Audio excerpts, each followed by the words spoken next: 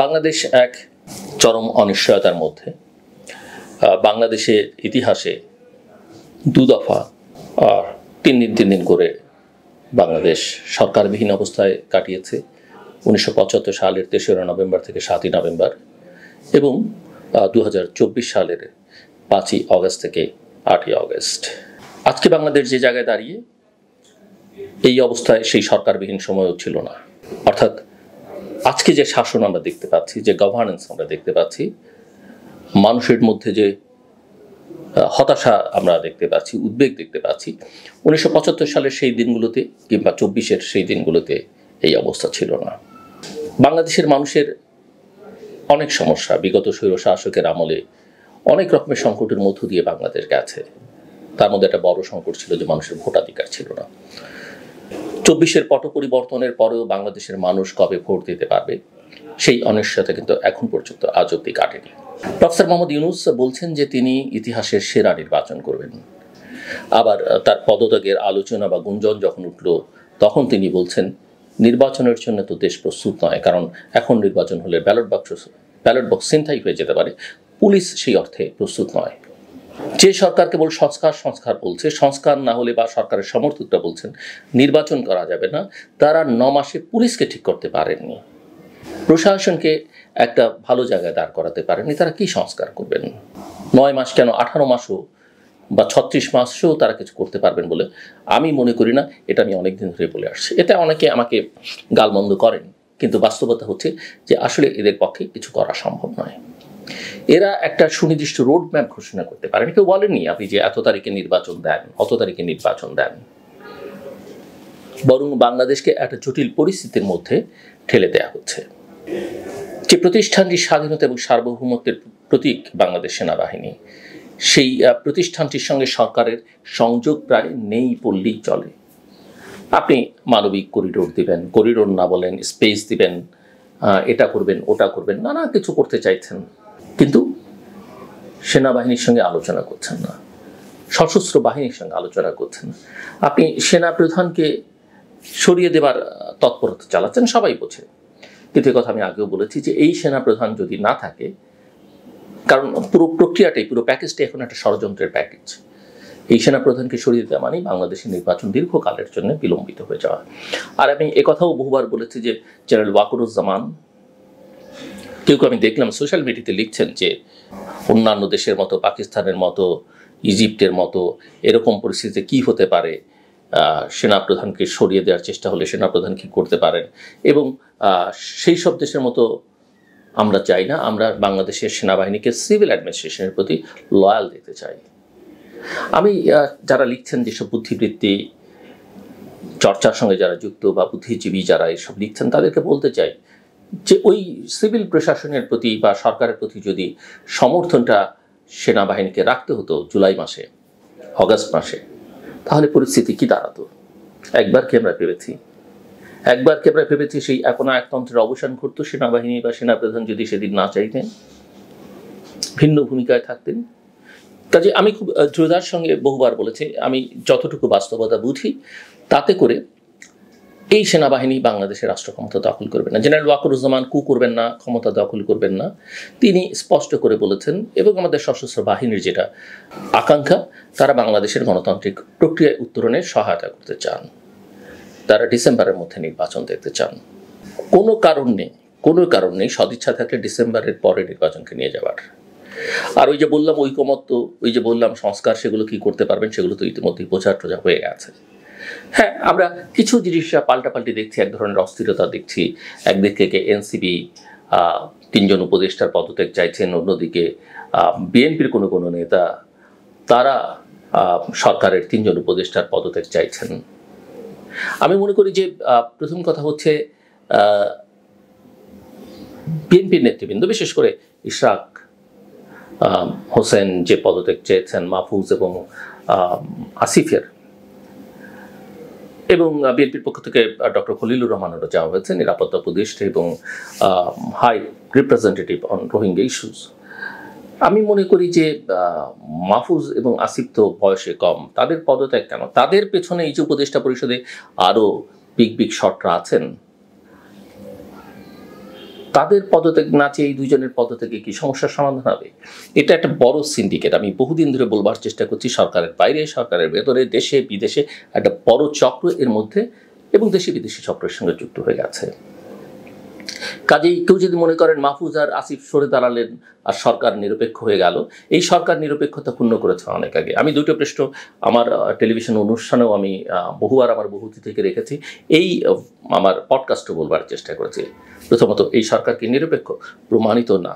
এই সরকার কি একটা ভালো নির্বাচন করবার সক্ষমতা রাখে? প্রমাণিত না। প্রফেসর মোহাম্মদ ইউনূস বলেছেন ইতিহাসে সেরা নির্বাচন তিনি করবেন, কিন্তু এখন তিনি বলছেন যে নির্বাচন করবার অবস্থা নেই, পুলিশ তৈরি না, প্রশাসন তৈরি না। দাঁড়ালোটা কি? দাঁড়ালো আসলে তাদের সেই সক্ষমতা নেই। প্রফেসর মোহাম্মদ ইউনূস পদত্যাগ করতে চাইছেন, তিনি বলছেন জাতীয় ঐকমত্য তৈরি হয়নি, রাজনৈতিক দলগুলো সহযোগিতা করেনি।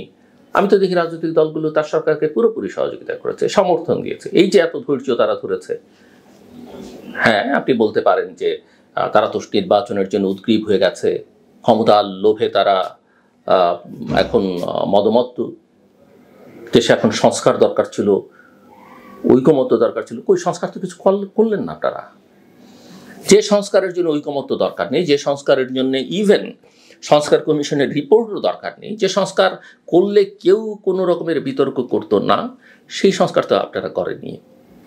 বরং আপনারা একটা ষড়যন্ত্রের জালে জড়িয়ে পড়েছেন এবং দেশকে একটা ষড়যন্ত্রের দিকে নিয়ে যাচ্ছেন।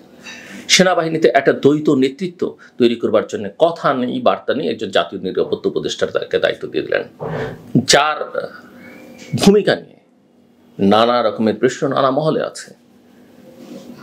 যে সেনাবাহিনী, যে সশস্ত্র বাহিনী জনগণের পাশে দাঁড়ালো ঠিক প্রয়োজনের সময়টাতে, চাইলেই সবসময় সেনাবাহিনী, প্রশাসন, পুলিশ সেটা পারে না, কিন্তু যেই সময়টাতে দাঁড়ানো দরকার ছিল, যেই সময় তাদের সিদ্ধান্ত নেওয়া দরকার ছিল যে আমরা জনতার বুকে গুলি চালাবো না, সেই সময় তারা সেই সিদ্ধান্ত নিয়েছে। একই কাজ সেনাবাহিনী অতীতও করেছে, 1990 সালে করেছেন। জেনারেল নুরুদ্দিন খানের কথা আমরা স্মরণ করতে পারি। জেনারেল এরশাদের মতো দুর্দণ্ড প্রতাপশালী স্বৈর শাসককে নো বলে দিয়েছিলেন যে আমরা জনগণের বিরুদ্ধে যেতে পারবো না। কাজেই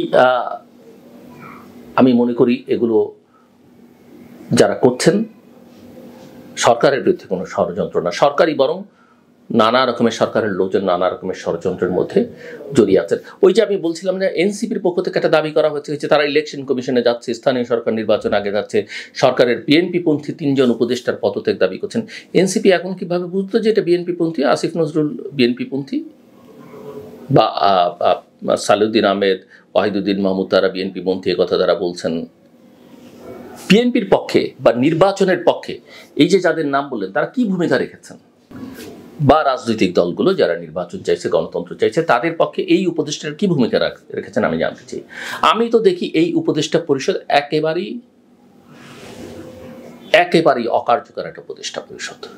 এরা শুধু নিজেদের সুযোগ সুবিধা, কিভাবে দীর্ঘকাল ক্ষমতায় থাকা যাবে, কিভাবে নিজেদের কিছু গোছানো যাবে, এর বাইরে তারা কোনো কাজ করছেন না। একটা চক্র এর মধ্যে খুবই গভীরভাবে যুক্ত, যারা ষড়যন্ত্রে লিপ্ত। আরেকটা চক্র, তারা কোনো ষড়যন্ত্রে নেই, তারা না করতে পারছেন, তারা সাহস করে সরকারে ভেতরে থেকে উপদেষ্টা পরিষদের বৈঠকে সাহস করে দুটো কথা বলবার তাদের কোনো সামর্থ্য এখন আর নেই। বয়স হয়েছে, সব মিলিয়ে তারা আর কথা বলতে চায় না। কোনটা যৌক্তিক, কোনটা গণতান্ত্রিক, কোনটা বলা দরকার, সে কথা তারা বলতে সাহস পান না বা বলেন না। এমনকি আমার তো ধারণা তারা অন্য মানুষেরও কোনো উপকার টুপকার করবার ক্ষেত্রে খুব একটা ভূমিকা রাখতে পারছেন। যদি না, আমি জানি না, কাজে আমি অভিযুক্ত করবো না। যদি করে থাকেন নিজেদের জন্য কিছু করলে করতে পারেন। তারা শুধুমাত্র ক্ষমতাটাকে উপভোগ করবার চেষ্টা করছেন। প্রফেসর মোহাম্মদ ইউনূস প্রথমত তার পলিটিক্যাল মাইন্ড নিয়ে আমি অনেক আগেই বলেছি। নিঃসন্দেহ থেকে আমি ব্যক্তিগতভাবে শ্রদ্ধা করি, বাংলাদেশের জনগণ করে, সারা পৃথিবীর মানুষ করে, কিন্তু সব কাজ সবার নয়, সব কাজ সবাইকে দিয়ে হয় না। যেমন আমার নিজেরই মনে হয়, আমি কখনো, আমি যে কারণে বলি যে রাজনীতি আমার কাজ নয়, কারণ আমি এটা এনজয় করি না। আমি এই কারণে কোনো রাজনৈতিক দলে যুক্ত হব না, কোনো সরকারি দায়িত্ব নিতে চাই না, কারণ আমি যেটা করছি সেটাই আমি এনজয় করছি। সবাইকে সব কিছু করতে হবে কেন? ইয়েস, একটা ঐতিহাসিক মুহূর্তে আমরা চেয়েছি, সবাই সমর্থন দিয়েছি প্রফেসর মোহাম্মদ ইউনূসকে, কিন্তু প্রফেসর মোহাম্মদ ইউনূস নিজের নিরপেক্ষতা নিজেই ক্ষুণ্ণ করেছেন। তিনি ছাত্রদের কর্তৃক নিয়োগকৃত, এটা হচ্ছে তার পরিস্থিতি থেকে না বোঝার ব্যাপার, যেটা বঙ্গবন্ধু শেখ মুজিবুর রহমান 1971 সালে 9 মাসে পাকিস্তানে জেলে থাকার কারণে বাংলাদেশের ভেতরকার পরিস্থিতি বুঝতে পারেননি, যুদ্ধের অবস্থা বুঝতেন না বলে তিনি পরবর্তীতে অনেক অগণতান্ত্রিক সিদ্ধান্ত নিয়েছেন। মানুষ কি চায়, মানুষের আকাঙ্ক্ষা ধারণ করতে পারেনি। প্রফেসর মোহাম্মদ ইউনূসেরও একই অবস্থা হয়েছে। অভ্যুত্থানের সময় তিনি দেশে ছিলেন না, ছিলেন প্যারিসে, এবং গোটা সময়টাতে এই 15, 16, 17 বছরে বাংলাদেশের কোনো গণতান্ত্রিক সংগ্রামে তার কোনো ভূমিকা ছিল না। কিন্তু আমি তাকে ছোট করছি না, নিঃসন্দেহে তিনি আমাদের ইতিহাসের সবচেয়ে বড় মাপের একজন মানুষ।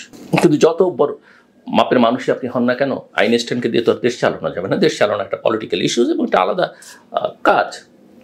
আপনি নোবেল পেতে পারেন, পৃথিবীর সেরা সেরা সব পুরস্কার পেতে পারেন, কিন্তু দেশ চালানো।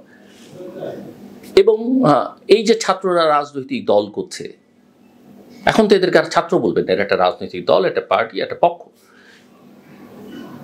এরা দল করছে সেটাও কিন্তু প্রফেসর মোহাম্মদ ইউনূস একটা বিদেশি সংবাদ মাধ্যমের মধ্যে বলেছেন, এবং বলা যেতে পারে তাদের প্রতি তার আশীর্বাদের কথা প্রকারান্তরে ব্যক্ত করেছেন। এবং তিনি বলছেন যে আমাদের রাজনৈতিক দলগুলো কিছুই করেনি অতীতে।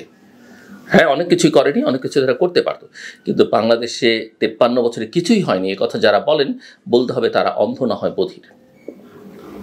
আমি মনে করি এই কথাগুলো বলা একদমই ঠিক না, একদমই ঠিক না। এই যে 3 জন উপদেষ্টার বিএনপিপন্থী বলা হলো না, আমি মনে করি এটা আসলে এই উপদেষ্টাদের মধ্যে থেকে কেউ না কেউ এদের দিয়ে বলিয়ে একটা বিতর্ক, একটা ভারসাম্য তৈরি করা, এবং একই সঙ্গে নিজেকে একটু বিএনপিপন্থী হিসেবে চিহ্নিত করবার চেষ্টা করেছেন। আপনারা বিচার করে দেখবেন কার প্রভাব এদের উপরে আছে, কার সঙ্গে এদের যোগাযোগ। মুখে যে যাই বলুন, এদের চিনতে বুঝতে আমাদের কারো বাকি নেই। সব কথা আমরা জানি না।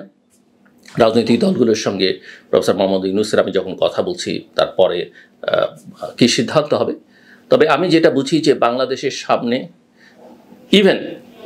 ইভেন বিএনপিও যদি নির্বাচন না চায় বা সরকারের তাদের তাল দেয়, আমি একথা দ্ব্যর্থহীন ভাষায় বলতে পারি, ডিসেম্বরের মধ্যে বাংলাদেশের জাতীয় সংসদ নির্বাচন হলে না হলে বাংলাদেশের সামনে অনেক বড় বিপদ।